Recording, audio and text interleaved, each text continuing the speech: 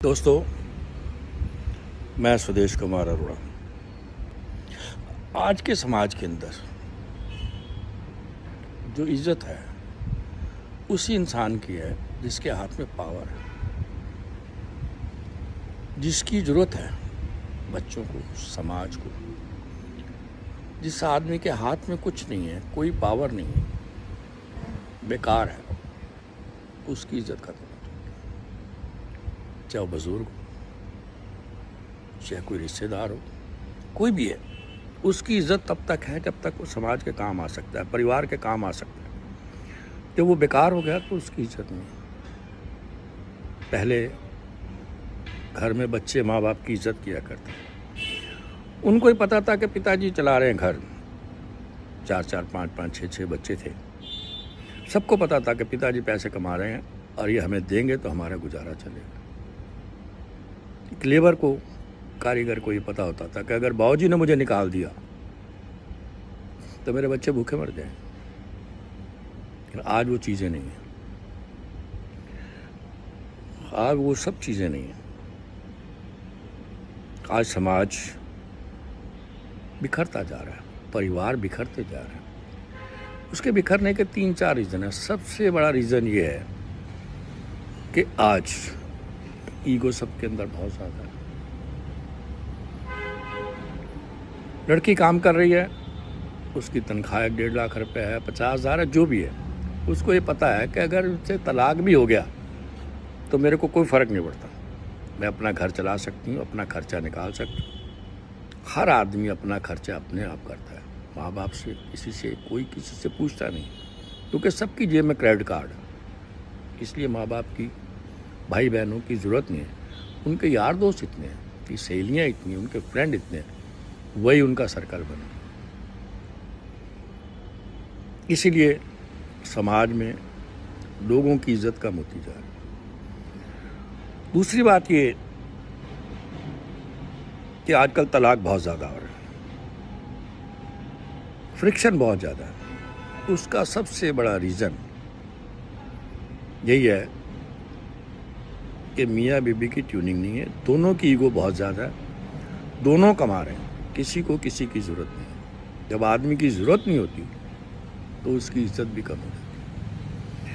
और फिर लड़कियां ब्याही गई, माँ बाप ने 50 लाख लगा दिया, 1 करोड़ लगा दिया, बड़े खुश कि मैंने लड़की को बहुत कुछ दे दिया। ससुराल वाले भी बड़े खुश, बड़े अच्छे आदमी, सब कुछ। हर घर में छोटा मोटा झगड़ा होता। बेटी माँ को फ़ोन करती है, मम्मा आज हमने ये बनाया, मेरे ससुर ने ये कहा, मेरी सास ने ये करा, आज मेरे देवर ने ये कहा, आज हम वहाँ जाएंगे, कल हम वहाँ आए थे, कल इनकी बहन आ रही है।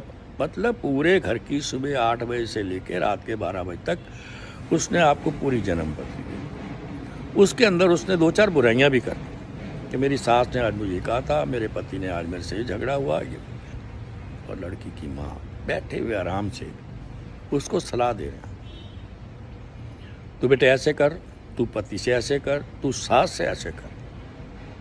उनको ये पता नहीं है कि उनकी बेटी ने उन्हें अपनी गलतियां नहीं बताई कि मैंने गलती क्या की थी और मुझे डांट किस बात पे पड़ी, मेरा झगड़ा किस बात पे हुआ था।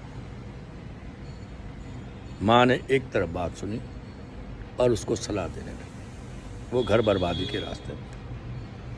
जब माँ बाप बच्चों को उनके फ़ोन पे, उनके आने से, उनकी बातें सुनने से आप उनको गलत राय देती हो तो इसका मतलब कि आप अपना घर बर्बाद कर। और ये नहीं होना चाहिए।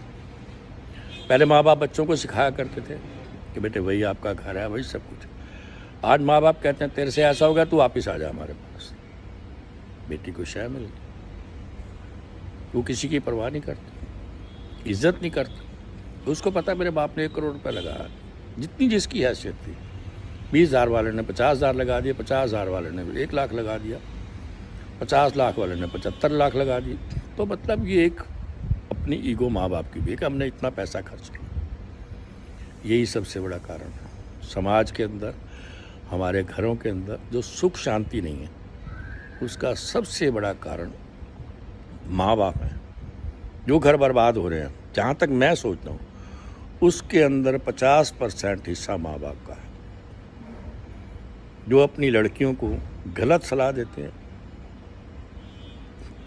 अपनी ईगो बनाए रखने के लिए। समाज के अंदर हमारी इज्जत है, हमारे साथ ऐसा कैसे हो जाएगा, उनके साथ ही ऐसा होता है। जो अपने बच्चों को अच्छी सलाह देते हैं उनके घर हमेशा आबाद रहते हैं, घरों में बड़ी सुखी रहती हैं। मैं ये सबसे ही प्रार्थना करूँगा कि अपने बच्चों को अच्छी शिक्षा दें, अच्छे संस्कार दें, बिना उनकी एक तरफ की बात सुनकर आप कोई भी सलाह ना दें। धन्यवाद।